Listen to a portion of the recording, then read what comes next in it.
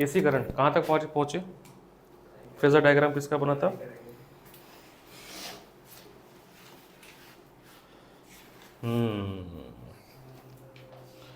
अब पता मैंने कल ऐसी भविष्यवाणी किया, उसको बच्चे को बोला कि भाई ट्रांसफार्मर पढ़ लेना, ठीक है। और मैंने एक पेपर दिया, उसमें ट्रांसफार्मर का क्वेश्चन था, यहाँ पे भी पढ़ा, और इसको किस्मत ही कहेंगे, आज ट्रांसफार्मर आ भी गया उसके पेपर में।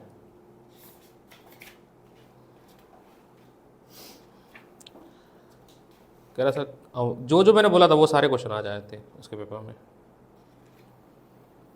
ये देखो एलसीआर सर्किट का हम लोग अभी सीखेंगे, आज एलसीआर पे जाएंगे, है ना, बनाएंगे इसको। जनरेटर बोला था मैंने, वो आ गया था, है ना, और तो उसमें है नहीं। हाँ ये तुम्हारी वाली असल है यार, यहाँ पे तुम और किसी के पास असल है भी तुम्हारी है, तुम कल लिए उस दिन लिए होंगे ना, मैं फिर यहीं रह गया कल। तो चलिए सर गुरु आगे बढ़ते कहानी को पढ़ाते हुए। अल्टरनेटिंग करंट में अगला सर्किट है हमारा, कौन सा सर्किट हुआ था बता, एक बार याद दिला दो बस मेरे को। इंडक्टर वाला हो गया था ना। अब दो का करते फिर 3 का करेंगे, है ना। आज पहले करेंगे हम लोग AC circuit containing resistance and capacitor, ठीक है। अच्छा इसमें क्या निकालते हैं? इम्पिडेंस निकालते हैं। इम्पिडेंस क्या होता है, क्या डेरिवेशन है देखो,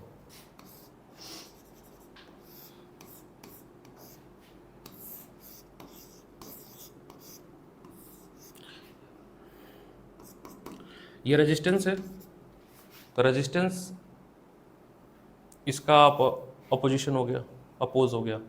इसका आता है एक्ससी, कैपेसिटिव कैपेसिटेंस। इन दोनों का मिलाकर, भाई दो सर्किट में आ गया ना ये, तो ये दोनों मिलाकर एक नया अपोजिशन क्रिएट करते हैं, अपोज क्रिएट करते हैं, एक नया रेजिस्टेंस लाइक सब्सटेंस क्रिएट करते हैं, जिसको हम लोग बोलते हैं इम्पिडेंस। क्या बोलते हैं? इसको जेड से रिप्रेजेंट करते हैं, जिसकी वैल्यू होती है RC square plus XC square. This is Z is known as impedance, Z is called impedance, Z is called impedance. अगर हम प्रीवियस डेरिवेशन की बात करें तो XC होता था 1/ωc, ये होती थी ना 1/ωc। थोड़ा और बताओ मुझे, ओमेगा की वैल्यू क्या होती थी? 2π/t। तो अगर मैं यहाँ रखता हूँ तो हो जाएगा 1/2π/t इंटू सी। और 1/t क्या होता है? फ्रीक्वेंसी। तो हो जाएगा 1/2πf/c। बोलो XC की वैल्यू, यानी XC की वैल्यू आपकी इन्वर्सली प्रोपोर्शनल होगी किसकी? फ्रीक्वेंसी की। तो मैक्सिमम फ्रीक्वेंसी आपका एसी सर्किट में होता है तो XC ज़्यादा होगा, कैपेसिटेंस में फ्रीक्वेंसी कम होती है तो उसमें आपकी XC कम होगा, मतलब कैपेसिटिव कैपेसिटेंस कम होगा। हमें ये मेन डेरिवेशन करना है, ये इम्पिडेंस का डेरिवेशन करना है, और इसके लिए फेजर डायग्राम बनाना है, और फेजर डायग्राम की हेल्प से आपको I0 एक तो करंट निकालना है, इसमें जो करंट प्रोड्यूस करेगा, जो करंट इस सर्किट में जा रहा है I0, उसकी वैल्यू होती है E0 अपॉन जेड, इम्पिडेंस है ना। करंट क्या होता है? Potential upon resistance, potential upon resistance. तो चलो इसका डेरिवेशन कर लेते हैं इतनी चीज के पहले।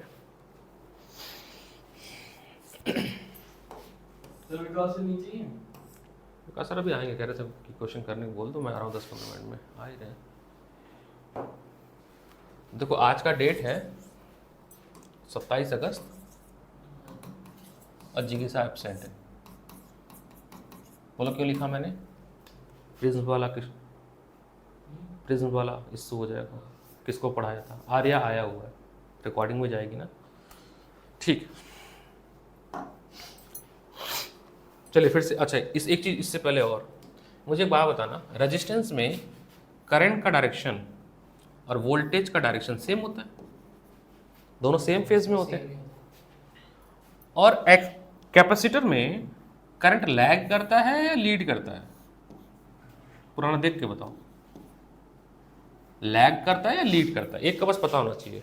कैपेसिटर में जाओ, ये रहा कैपेसिटर, इक्वेशन देखो आई का, आई ओमेगा लीड करता है, प्लस है ना, प्लस बाय 2 लीड करता है। तो करंट जो है वो लीड करता है, तो कुछ ऐसे बनाया जाता है, पाई बाय 2 से लीड करता है, ठीक है। इसका अगर मैं फेजर डायग्राम बना दूं, उसके बाद हम डेरिवेशन करेंगे, दोनों का एक ही में बनेगा फेजर डायग्राम। तो let's draw the phasor diagram, दोनों का एक ही में मिक्स करेंगे, ठीक है।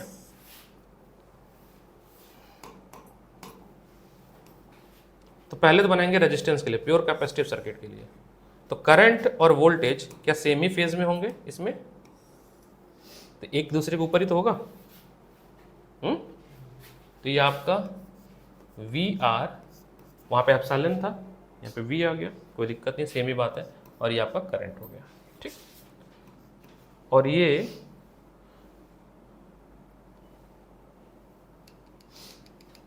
और इसी के अंदर अगर मैं कैपेसिटर के लिए वी आर बनाऊं तो वो क्या बनेगा, कैपेसिटर के लिए वी आर बनाऊं तो वो करंट के रिस्पेक्ट में लैग करेगा, करंट के रिस्पेक्ट में लैग करेगा, कितने से, पाई बाय 2 से, कितने से, पाई बाय 2 से, ये वैल्यू होगी पाई बाय 2। अगर मैं parallelogram law of addition follow करें, पैरेललोग्राम लॉ ऑफ एडिशन, इसको मैं ऐसे जोड़ देता हूं,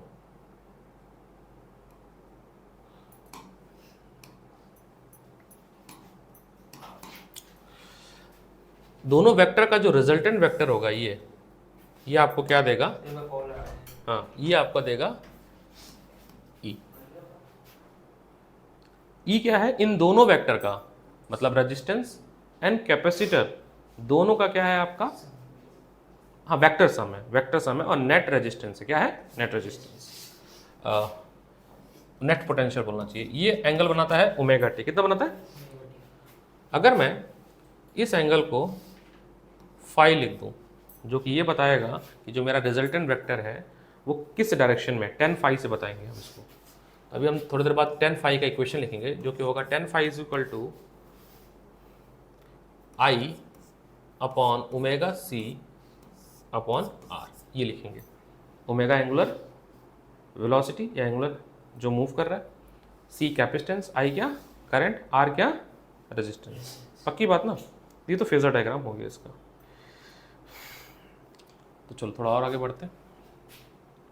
अच्छा कुछ और बात, अगर हम बात करें रेजिस्टेंस सर्किट में, इन रेजिस्टेंस सर्किट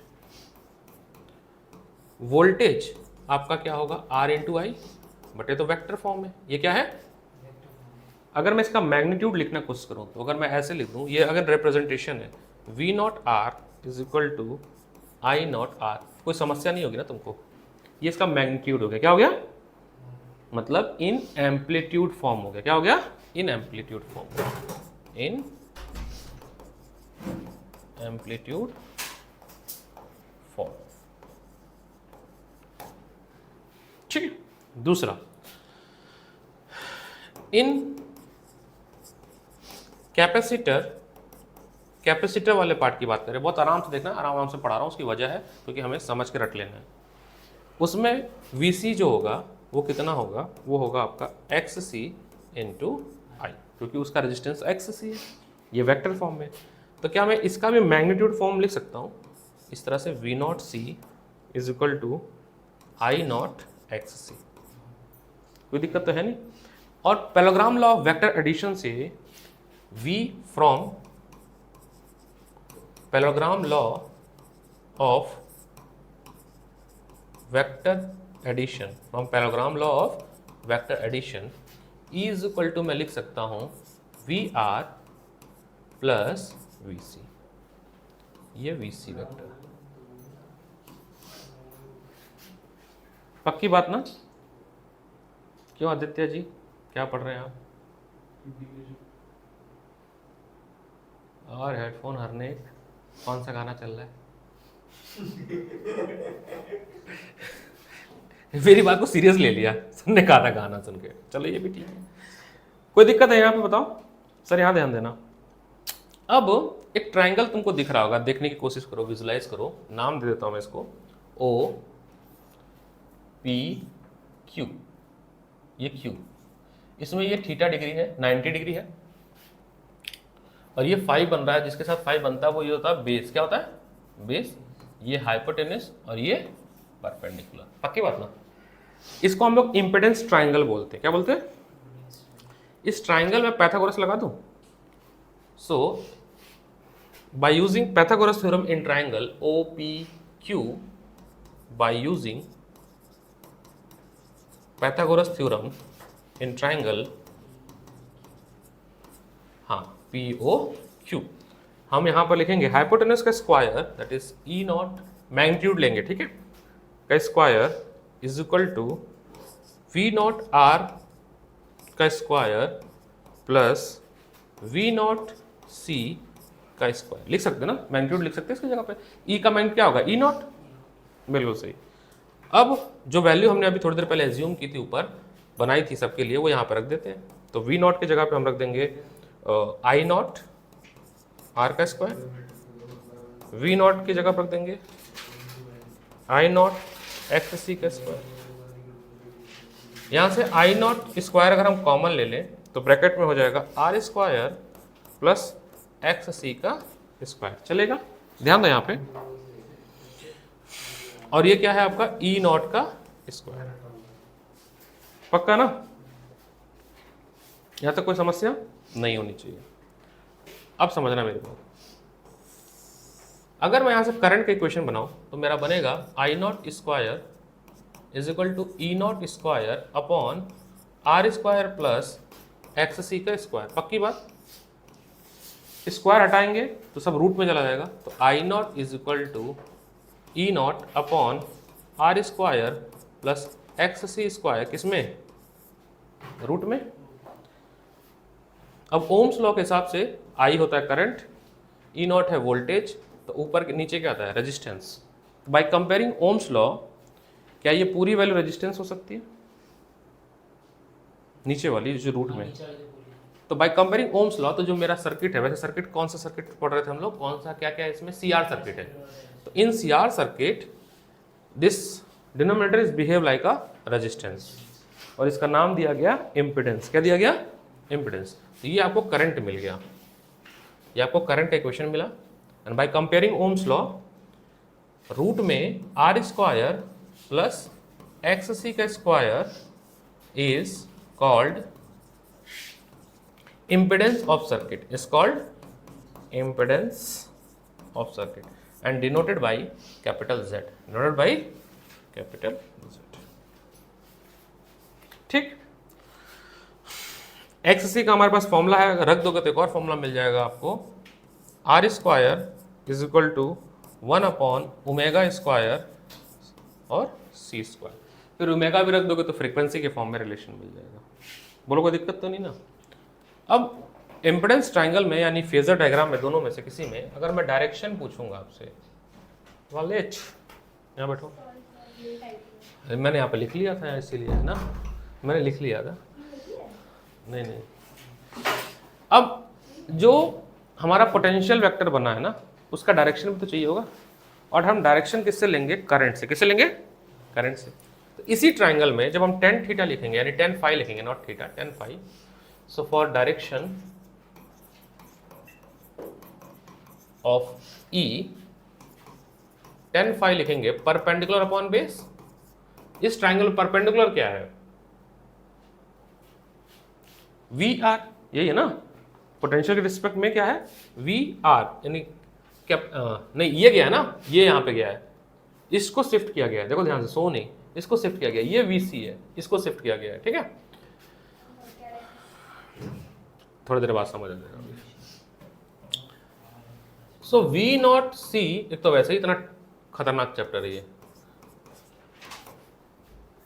और इसकी जगह पर मैं लिख सकता हूं I नॉट XC, क्योंकि वेक्टर को हम ना अब उसी प्लेन में मूव कर सकते हैं। ये छूट दी गई है वेक्टर को कि यहां से पकड़ो इसको, वेक्टर कहाँ है ये, और आप इसको मूव कर सकते हो। यहाँ ला कर रख दिया, कोई दिक्कत है? हाँ 15 नंबर है 32 में से, अच्छे नंबर है और क्या। अब पुराना वाला तो चेक ही नहीं किया जिसमें 0 नंबर, तो लो ना, बता दो, नंबर बढ़ने लगा तो बढ़ा देंगे, इसमें क्या है। सोल्यूशन मैंने ग्रुप पे अपलोड कर दिया है, बढ़ाने से पहले सोल्यूशन देख के आना प्रॉपर, ग्रुप पे सोल्यूशन अपलोडेड है। हाँ जी सर, यहाँ पे देख रहे हैं आप, सावधानी हटी दुर्घटना घटी, क्यों सर? इसको ना फोन मिलता है केवल अभी, सोचता ला यार चला लेते हैं फोन,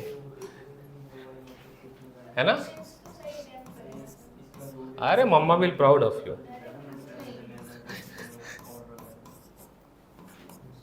अभी एक पेपर भेजूंगा, आज एक स्कूल में मिड टर्म हुआ है, आप पेपर देखना और अभी जो एसी सर्किट चल रहा है उससे एक क्वेश्चन आ गया था, कैपेसिटेंस का, प्योर कैपेसिटिव सर्किट का फेजर डायग्राम, पेपर भी ग्रुप पे अपलोड कर दूंगा। और 2 सर्किट आ गए थे हैंड आउट से, मैं ग्रुप पे अपलोड, 15 नंबर के 3 क्वेश्चन एग्जैक्ट हैंड आउट से, कैपेसिटर का सर्किट, ठीक है, कैपेसिटर, किरचॉफ, और ये जो क्वेश्चन है ना 31, ये हमने प्योर कैपेसिटिव सर्किट पढ़ा था फेजर डायग्राम वाला, तो यानी 15 नंबर 15 मिनट भी नहीं लगेगा, आपको आ जाएगा। आ रहा, ध्यान दो बेटा।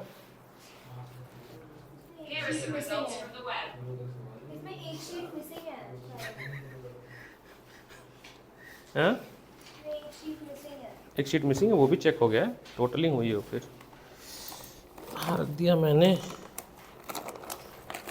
ओ चेक भी नहीं हुआ है वो शीट, देखा मुझे पता था, तो गलती होगा, लाओ बाद में दूंगा, ये चेक करके। एक तो ऊपर टोटल नंबर ऑफ शीट्स लिख दिया करो, अगर स्टेपल नहीं करो, 15 रुपये का स्टेपल सब लोग अपने बैग में रखो,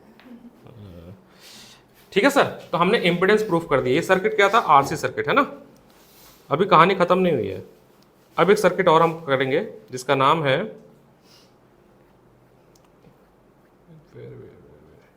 LR सर्किट। कौन सा? एक बार चेक करो, LR सर्किट नहीं कराया ना मैंने, कराया नहीं होगा मैंने आप पूरा तुमको जिस्ट देता हूं क्या पढ़ाया आने से पहले।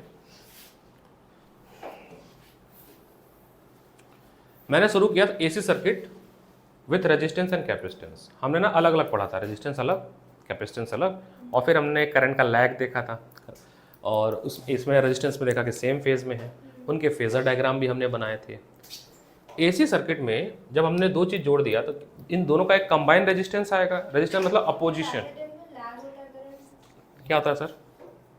लीड होता है, उसकी वजह बताता हूँ। कैपेसिटेंस में हमेशा पोटेंशियल चेंज होता रहता है हर हाफ साइकिल पे, तो जब पोटेंशियल मिनिमम है तो करंट ज़्यादा उसमें हो पाएगा। दूसरी बात, जब केवल कैपेसिटर था तो उसका हमने फेजर बनाया और उसका हमने एक्स निकाला, that is capacitive capacitance.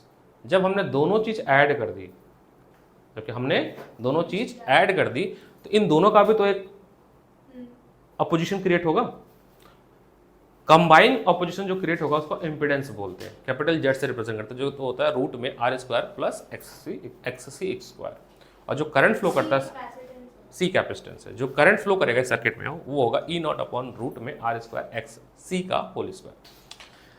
Okay, इसके लिए मैंने फिर फेजर डायग्राम बनाया, कुछ ऐसे, अरे यार हट चल रहे अंदर,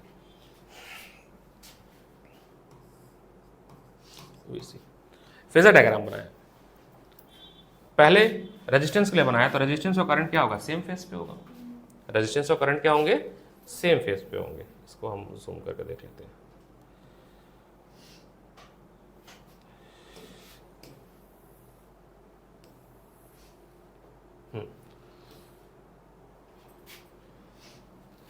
ये वाला जो वेक्टर बना पहले ऑरेंज कलर का, ये बना आपका पोटेंशियल एट रेजिस्टेंस के लिए बना, उसी के ऊपर ओवरलैप बना करंट, क्योंकि सेम फेज पे होते हैं।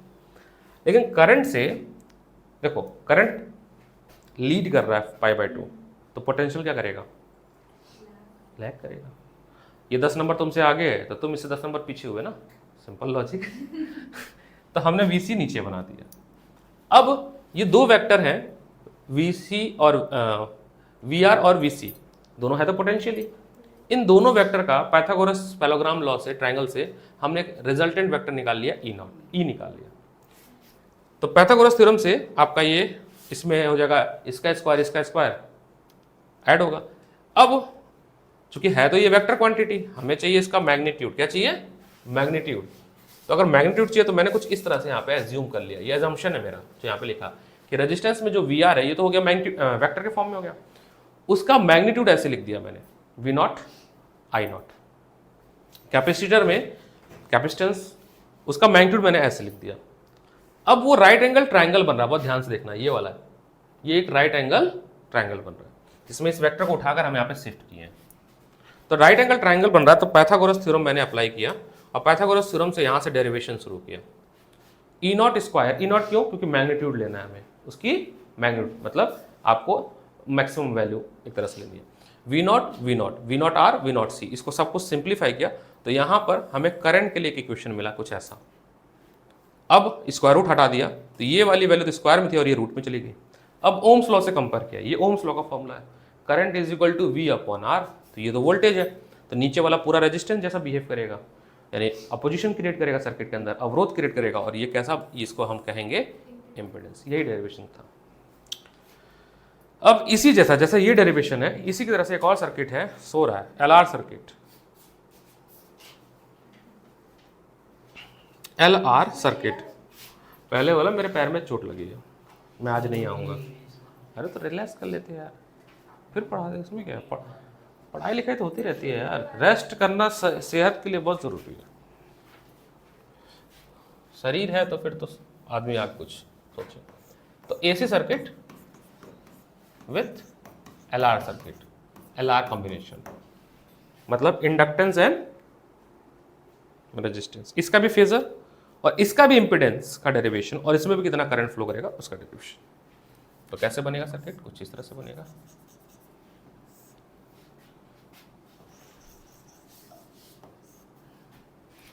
ये आपका रेजिस्टेंस, ये L, ध्रुव आ गया नहीं आया, I into R, V L X L into आई,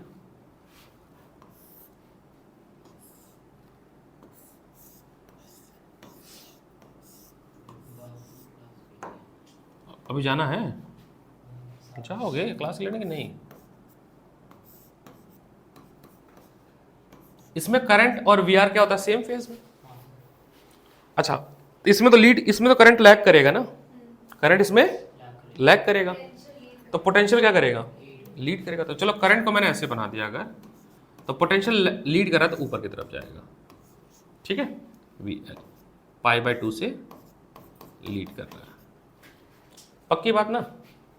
अब इसका फेजर डायग्राम देखते हैं पहले, फिर हम इसका डेरिवेशन करेंगे इम्पीडेंस का। इसका फेजर डायग्राम बनाते हैं।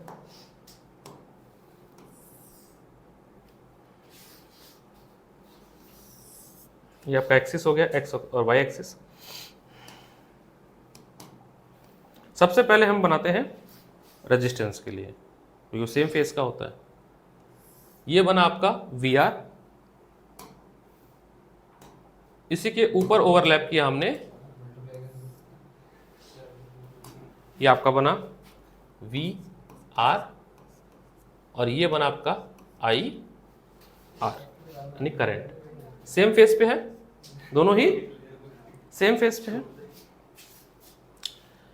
दूसरे वेक्टर की बात करें सर, हाँ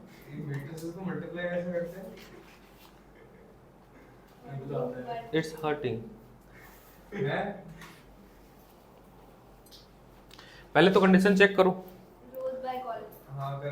फिर मल्टीप्लाई जब करते हैं तो आरसी और सीआर दो चीज था, आरसी सीआर चेक हो गया, मल्टीप्लाई आरसी। तो मान लो ऐसे है 1 2 3 और कॉलम ऐसे है आपका 1 2 3। तो जब मल्टीप्लाई करेंगे, ये इसके साथ मल्टीप्लाई किया 1 × 1 प्लस 2 2 जा 4 प्लस 3 2 जा, अरे 3 3 जा 9, ये बन गया आपकी पहली एंट्री। बस यही ऐसा क्या हो जाता है, बच्चे भूल जाते हैं ना समय के साथ। ये मैं 1 1 कर दिया था ना। अब पोटेंशियल की अगर हम बात करें तो पोटेंशियल क्या करेगा बताओ? पोटेंशियल लीड कर रहा है करंट से, ये रहा लीड, ये रहा पोटेंशियल, VL है ना, VL वेक्टर। अब इसमें भी पाइथागोरस बनाएंगे, सेम कंडीशन इसमें भी करेंगे, पाइथागोरस बनाते हैं।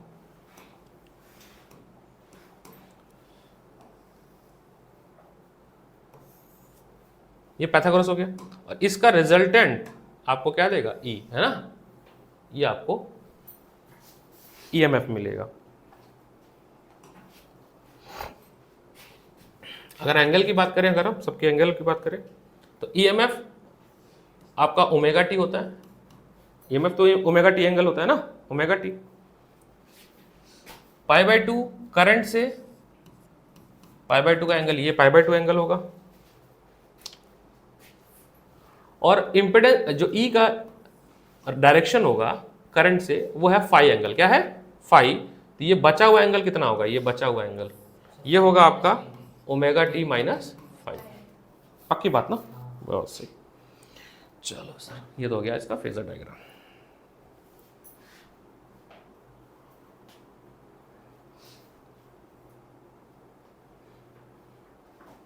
डिटर्मिनेंट में मैंने कहाँ रिवीजन कराया था, कहाँ तक हो गया था? एप्लीकेशन ऑफ इक्वेशंस कराने हैं ना मेरे को, लीनियर इक्वेशंस और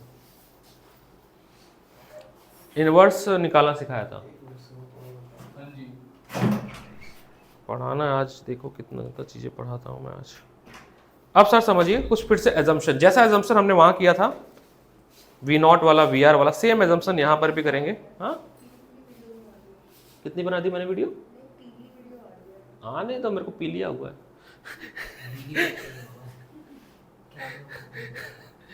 तो कुछ बातें एज्यूम करेंगे अगर लिखने के लिए, तो for resistance only, for resistance circuit VR is R into I into I vector. तो मैं इसको अगर मैग्नीट्यूड वाइज लिखूं तो ऐसे लिख सकता हूँ, V0 लिख दूं, कोई दिक्कत तो नहीं। जैसा अभी थोड़ा देर पहले एज्यूम किया था, V0 R is equal to I0 R। इसमें भी देखोगे, अभी हम थोड़ी देर पहले इंपेडेंस ट्राइंगल इसका भी बनाएंगे और पाइथागोरस हम इसमें भी लगाएंगे।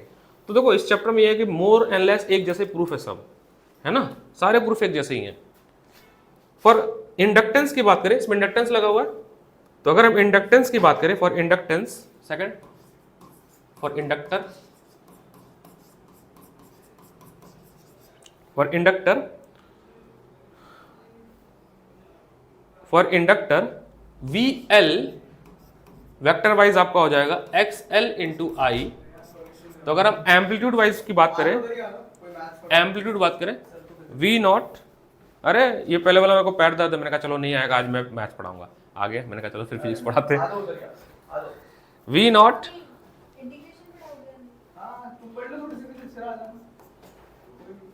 पूरे आधे घंटे लेट आई थी, अब मैं बता तो दूं, मौका मिला ना बताने का। ठीक है, ये मैग्नीट्यूड हो गया। क्या हो गया? मैग्नीट्यूड। अब पाइथागोरस थ्योरम के हिसाब से जो E है वो VR और VL का एडिशन होगा। पाइथागोरस थ्योरम लगेगा इस ट्रायंगल, है ना, इस ट्रायंगल में। तो by Pythagoras theorem, by Pythagoras नहीं, by parallelogram law of addition, है ना, by parallelogram law of vector addition.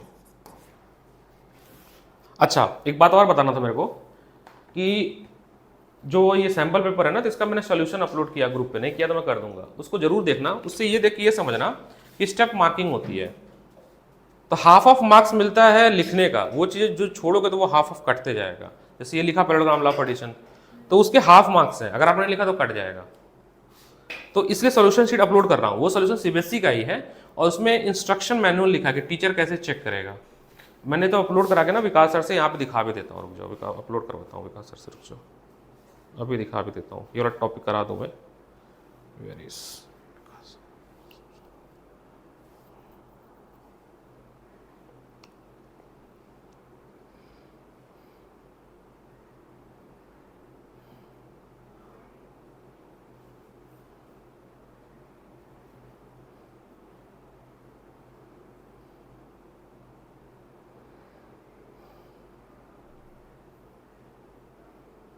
Electromagnetic wave के लिए जिस तुम्हारे पेपर में आ रहा है ना, तो केवल मेरा नोट्स पढ़ लेना और PYBQ, कुछ भी पढ़ने के लिए, उसके अलावा उसमें कुछ भी नहीं है। और एक क्लास जैसे ही मिलेगी मैं उसको पढ़ा के समझा दूंगा, क्योंकि उससे ना क्वेश्चन आते नहीं है सच, बहुत डिफिकल्ट थियोरेटिकल क्वेश्चन है।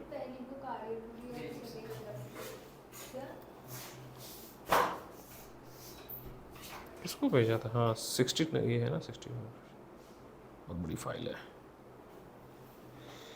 ड्राइव।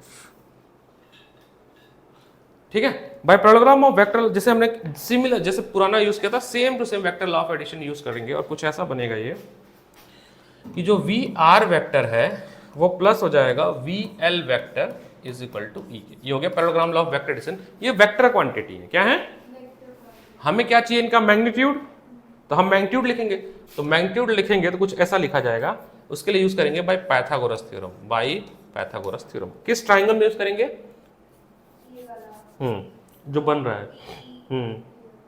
तो इसमें हो जाएगा आपका by Pythagoras E naught square is equal to V not R का स्क्वायर V नॉट L का स्क्वायर।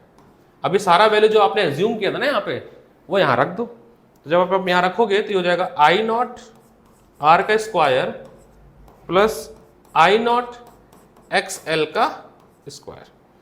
तो आपका हो जाएगा ये I not R square plus omega L का स्क्वायर। ये आपका E नॉट स्क्वायर आया। अगर मैं करंट को के रिस्पेक्ट में फॉर्मूला बनाऊं तो कुछ ऐसा बनेगा, इस पूरी वैल्यू उधर भेज दूं तो I naught square is equal to हो जाएगा E naught square R square plus omega L square. पक्की बात है ना? कोई दिक्कत? अब मैं अगर स्क्वायर हटाऊंगा तो क्या बनेगा? ये I naught is equal to omega naught upon root में R square plus omega L square. अब फिर से ओम्स लॉ से कंपेयर करूंगा, I is equal to V upon R। तो ये पूरी वैल्यू क्या हो गई? इंपेडेंस हो गई, मतलब अपोजिशन हो गई, क्योंकि ये रेजिस्टेंस की तरह बिहेव कर रही है। तो देयरफॉर Z, कैपिटल Z से इंपेडेंस हम रिप्रेजेंट करते हैं, कैपिटल Z से, और जिसकी वैल्यू हो जाएगी रूट में R square plus omega L का स्क्वायर। अब हमने पढ़ा था कि जो ओमेगा L होता है वो होता है ओमेगा L इंडक्टेंस ओमेगा। अब यहीं से बताओ ओमेगा की वैल्यू क्या होती है? 2 पाई बाई टी, और 1 अपॉन टी क्या होती है? फ्रीक्वेंसी। तो एक चीज समझ आई सर यहाँ से कि जो एक्स ओमेगा है वो डायरेक्टली प्रोपोर्शनल किसके? फ्रीक्वेंसी के। जिसकी फ्रीक्वेंसी ज्यादा होगी उसकी ओमेगा डब्ल्यू भी ज्यादा होगी। डायरेक्शन की बात करें कि जो ई का डायरेक्शन है, तो हम डायरेक्शन की जब बात करेंगे तो यहां पे लिखेंगे tan phi is equal to, direction की बात करें तो देखो इसको हम शिफ्ट करके यहां रख सकते हैं। ये तो हमारे पास, इसको उठाया हमने और इसको यहां ला के रख दिया, कोई दिक्कत है? ये यहां रख दिया। तो ये राइट एंगल ट्राइंगल बना था पहले भी, यही था राइट एंगल ट्राइंगल। हमारा राइट एंगल ट्राइंगल यही था, ये वाला, ये राइट एंगल ट्राइंगल था। तो यहां से tan phi क्या हो जाएगा?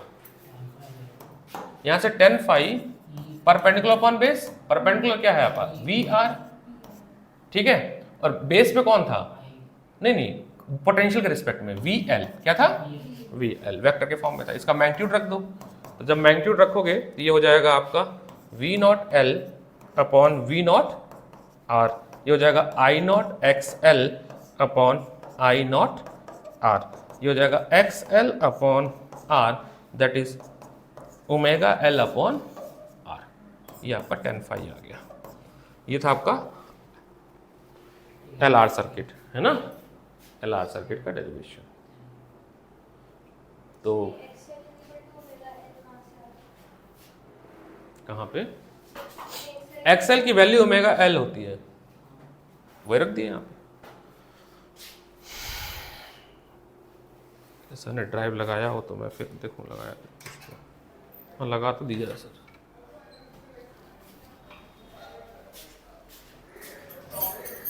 ड्राइव लगा दिया ना सर?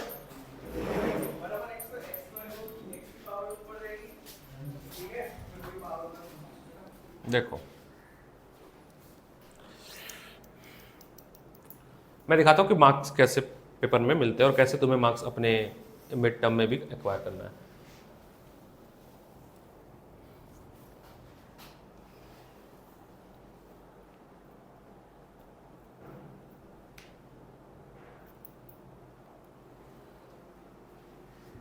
काफ़ी बड़ी फाइल है, 45 MB की फाइल है। हो जा भाई, टेक टाइम, नेट बहुत स्लो है ना।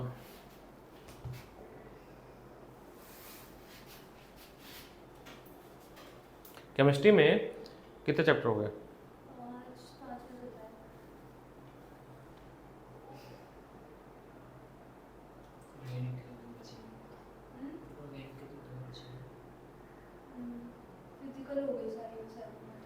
अगले साल से केमिस्ट्री पढ़ा रहा हूँ मैं, इस साल है, हम इस साल फेल फिजिक्स, अगले साल क्योंकि फिर PCM हो जाएगा, टीचर की ज़रूरत ही नहीं पड़ेगी किसी से बात करने की। फिजिक्स मेरे पास है ही है, केमिस्ट्री भी सर है ही है, अरे मैथ्स का बस बचा क्या। ये पिछले साल का पेपर है जो अभी 2024 में हुआ है, तो मैं सीधे सोल्यूशन पे जा रहा हूँ। टीचर को जब भी मिलता है कॉपी चेक करने के लिए तो देखो इंस्ट्रक्शन आती है टीचर को, CBSE के थ्रू से इंस्ट्रक्शन एक आती है। गुड क्यों नहीं हो रहा है इसमें? हाँ नहीं, ये पेज सॉफ्टवेयर में कुछ हो गया शायद, यहाँ से लोड है आंसर 25, 26, 27, 28। तो मैं आप लोग को थोड़ा ये समझाने की कोशिश कर रहा हूँ कि हाँ यहाँ से है। देखो ये एक इंस्ट्रक्शन मैनुअल मिलता है टीचर को कि आपको कैसे चेक करना है। क्या लिखा वहाँ पे? Marking scheme strictly confidential for internal, वो टीचर को दिया जाता है, strictly use only, senior secondary school certificate 2014। इनमें टीचरों को लिखा था कैसे स्मॉल मिस्टेक एवोल्यूशन अगर है तो इसको छोड़ दो, मतलब लिखा ना small mistake is in evolution में lead to serious problem which में भी अफेक्ट द, ये सारी बातें टीचरों को लिखा गया। उसके बाद यहाँ से देखने तो MCQ हो गया, 16 MCQ आए थे। ये देखो सर्किट बनाने के 1.5 नंबर मिल गए, सेमीकंडक्टर का है, ग्राफ के 1 नंबर। अब देखो कैसे कैसे नंबर मिला है, हाफ, ये वेव ऑप्टिक्स से है ना, हाफ हाफ हाफ, प्रिज्म बनाने का हाफ, स्नेल्स लॉ लिखने का हाफ, स्नेल्स लॉ में फॉर्मूला पुट करने का हाफ, सिंप्लीफाई करने का हाफ। यानी कि अगर आप यहां तक पहुंच जाओ, सिंप्लीफिकेशन अगर गलती से छूट जाती है तो केवल हाफ मार्क्स कटेगा, you get 1.5 marks out of. बच्चे क्या करते हैं, स्नेल्स लॉ नहीं लिखेंगे, फ्रॉम स्नेल्स लॉ, तुमने खुद ही नहीं लिखा है। अरे तो बहुत सारे क्वेश्चन में नहीं लिखा from using lens formula, mirror formula, logic तो वही है ना, मेरी बात समझी। तो ये देखो केवल आपको लिखने के मार्क्स, यहां तक इन्होंने रिफ्रैक्टिव इंडेक्स के लिए लिखा, देखो हाफ मार्क्स, हाफ मार्क्स, ठीक है। यहां देखो half marks half marks half marks, कैसे डिस्ट्रीब्यूटेड है। सर्किट को देखो, सर्किट अगर नहीं बनाया, बहुत सारे बच्चे सर्किट नहीं बनाते हैं, सिंप्लीफाई करके आंसर लिखते हो, क्वेश्चन में हाईलाइट कर लेते हैं। सर्किट बनाने का टीचर ने कितना दिया है, किरचॉफ से होगा, सिंप्लीफाई हो जाएगा पूरा circuit, half half half half. तो ये सारी बातें थोड़ी ध्यान दोगे तो मैक्सिमम, मतलब ये समझो कि तुम्हारे, ऐसा भी कुछ बच्चों को तुम देखोगे पेपर नहीं आता था हमको, पेपर में एकदम बट लिखने अच्छा आता था तो 30-35 नंबर पा गए। वो यही 30-35 नंबर है जो मैं बता रहा हूँ। देखो 70 में से भाई कुछ भी नहीं आता था तो भी नंबर ले आया 30-35, क्यों? उन्हें ना लिखने आता था, आंसर नहीं आता था बट लिखने अच्छे से आता था। ग्रुप पे डाला हुआ है मैंने, अभी फिर भी डाल दूंगा, नहीं डालूंगा, ठीक है। कितना सही है, देखो ये हमने कराया डायलेक्ट्रिक कांस्टेंट वाला, देखो कैसे हाफ हाफ मार्क्स किस बात का मिला, हाफ मार्क्स इस बात का मिला कि तुमने इलेक्ट्रिक फील्ड लिखा पूरा और यहाँ पे डायलेक्ट्रिक स्लैब बनाया, इसका हाफ मार्क्स मिला। हाफ मार्क्स मिला, फॉर्मूला लिखा तुमने, हाँ ये डेरिवेशन, पूरा डेरिवेशन है। देखो ट्रांसफार्मर का है क्वेश्चन,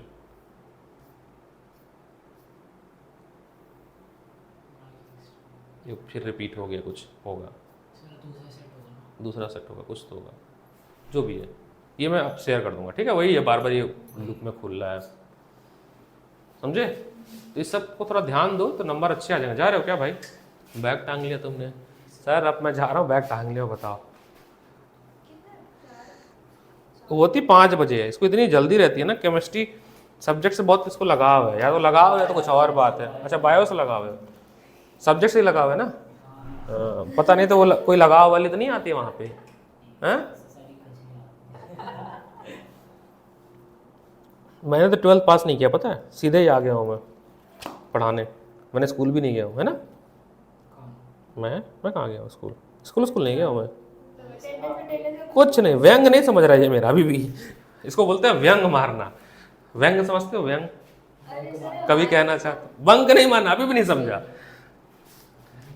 अभी आप हिंदी में कैसे बताऊँ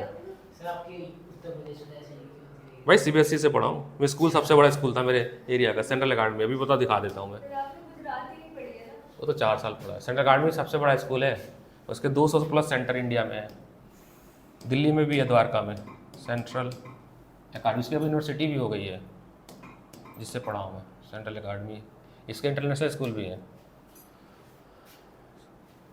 सेंट्रल अकेडमी स्कूल के। तुम अगर ब्रांचेस देख लोगे ना, बहुत सारे यहाँ से पढ़ा, प्योर सीबीएसई बोर्ड स्कूल है। मैं स्कूल दिखा दूँ? Central academy Gorakhpur. कहाँ गया? गोरखपुर। गोरखपुर का देखो स्ट्रक्चर, देखो कितना बढ़िया बना है। वाइट बिल्डिंग थी।